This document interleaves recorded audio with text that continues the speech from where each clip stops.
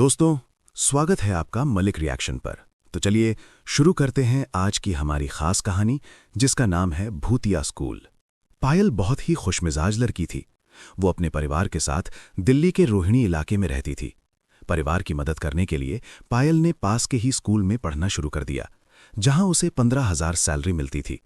सब कुछ बहुत ही अच्छा चल रहा था, लेकिन कोरोना महामारी के बाद सब कुछ बदल गया।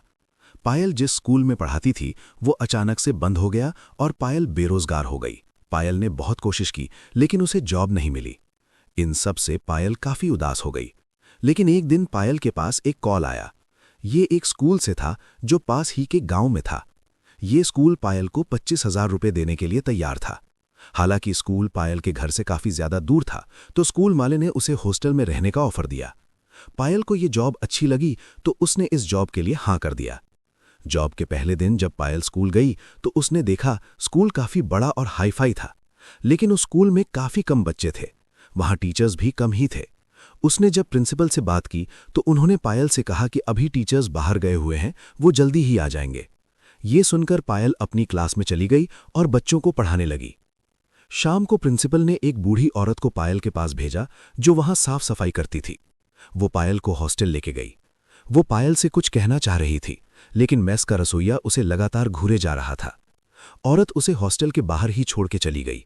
जब पायल अपने हॉस्टल गई तो उसने एक रूम देखा जिसमें लाइट जल रही थी। उसे लगा वहां कोई लेडी टीचर आ गई है, तो वो उस रूम में गई। लेकिन वहां एक लड़का बैठा था जो उसे अजीब तरह से घूर रहा था। इतने में वो एक बिल्ली आई, जिसे देखे पायल डर गई और अपने रूम में चली गई। शाम को खाने का समय हुआ। पायल मेस में खाना खाने गई। दिन तो जैसे तैसे कट गया, लेकिन रात को जो पायल के साथ हुआ उसे देखकर तो पायल बुरी तरह से डर गई। पायल जब खाना खा के लौटी तो उसने देखा कि बिल्ली उसके कमरे में है, जो उसे लगातार घूर रही है। उस बिल्ली ने उस पर अटैक भी किया, लेकिन पायल ने अपने हाथ पर अपनी मां का दिया हुआ लॉकेट बांधा हुआ था। वो लॉकेट हनुमान जी के मंदिर का था, जिस वजह से बिल्ली वहां से चली गई। रात भर पायल अपने रूम में रही, लेकिन उसे रूम के बाहर से चिल्लाने और गेट बजाने की आवाज आती रही। भगवान का नाम लेकर जैसे तैसे उसने रात गुजारी। जैसे ही सुबह हुई, पायल ने ये बात प्रिंसिपल को बताई, लेकिन प्रिंसिपल ने पायल से कहा कि उसे जरूर कोई गलतफहमी हुई है। आज तक ऐसा कुछ इस हॉस्टल में नहीं हुआ है। पायल को भी लगा कि पहला दिन था और वो हॉस्टल में अकेली थी, तो हो सकता है कि वो डर गई हो।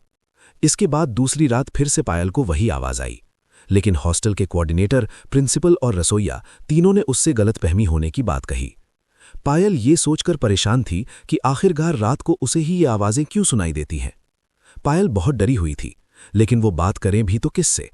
प्रिंसिपल कह रही थी कि बाकी के टीचर्स अभी बाहर गए हुए हैं, वो जल्दी ही आ जाएंगे, और पायल वहां अकेली पड़ गई थी। एक टीचर थी जो पास के ही गांव से पढ़ाने आती थी, और स्कूल खत्म होते ही वो वहां से चली जाती थी। एक दिन उस टीचर ने पायल को बताया कि ये हॉस्टल नॉर्मल नहीं है, यहां अक्सर पैरानॉर्मल एक्टिविटीज देखी गई हैं। इस बात ने पायल को और डरा दिया, लेकिन प्रिंसिपल ने जैसे ही उस टीचर को पायल से बात करते हुए देखा, वो उसे घूरने लगी। ये देखकर वो टीचर डर गई और चुपचाप अपनी क्लास में चली गई।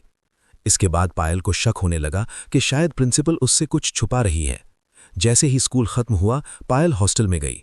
पायल ने हॉस्टल में अपने रूम के बाहर उसे बूढ़ी औरत को खड़े देखा, जिसने उसे हॉस्टल तक पहुंचाया था।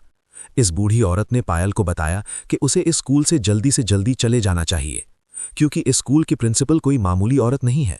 वो बहुत से यंग टीचर्स की बलि दे चुकी है, और पायल के साथ भी वो यही करना चाहती है।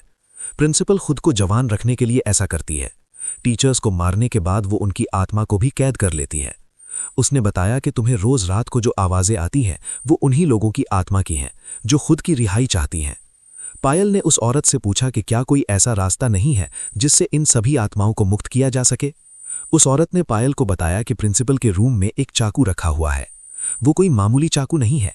उस चाकू से अगर उस बिल्ली को मार दिया जाए जिसने पायल पर अटैक किया था, तो प्रिंसिपल की सारी शक्तियां खत्म हो जाएंगी और हॉस्टल में भटक रही सभी आत्माएं मुक्त हो जाएंगी, क्योंकि प्रिंसिपल की सारी शक्तियां उस बिल्ली में थी जो हर समय हॉस्टल की निगरानी करती थी। बूढ़ी औरत की बात सुनकर पायल ने उस बिल्ली को मारने की योजना बनाई।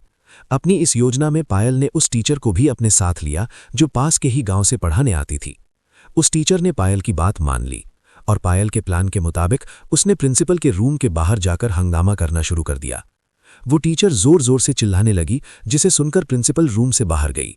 इस बात का फायदा उठाकर पायल प्रिंसिपल के रूम में गई और वहां से चाकू निकाल कर ले आई। चाकू तो पायल ने ले लिया था, पर अब उस बिल्ली को ढूंढना था जिसमें प्रिंसिपल की जान थी। लेकिन बिल्ली को मारना आसान नहीं था।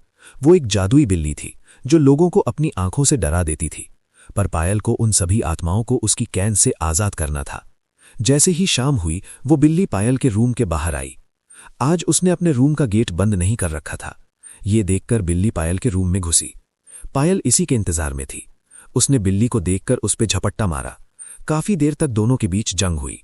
बिल्ली ने पायल पर काफी वार किए, लेकिन अंत में पायल ने वो चाकू बिल्ली के सीने में घोंप दिया। बिल्ली तुरंत मर गई।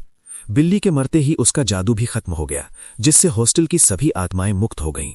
अब प्रिंसिपल के पास कोई भी शक्ति नहीं थी। पायल ने इसके बाद पुलिस को बुलाया और काले जादू और लोगों की हत्या के जुर्म में पुलिस ने उसे गिरफ्तार कर लिया। आखिरकार पायल अपने घर चली गई और अपने परिवार के साथ फिर से हंसी खुशी रहने लगी। दोस्तों, आपको हमारी ये कहानी कैसी लगी? कमेंट में जरूर बताइए। अगर कहानी अच्छी लगी हो तो लाइक, कमेंट, सब्सक्राइब करें और अपने दोस्तों के साथ शेयर करना ना भूलें। धन्यवाद। फिर मिलेंगे एक नई दिल को छू लेने वाली कहानी के साथ। जय हिंद, जय भारत।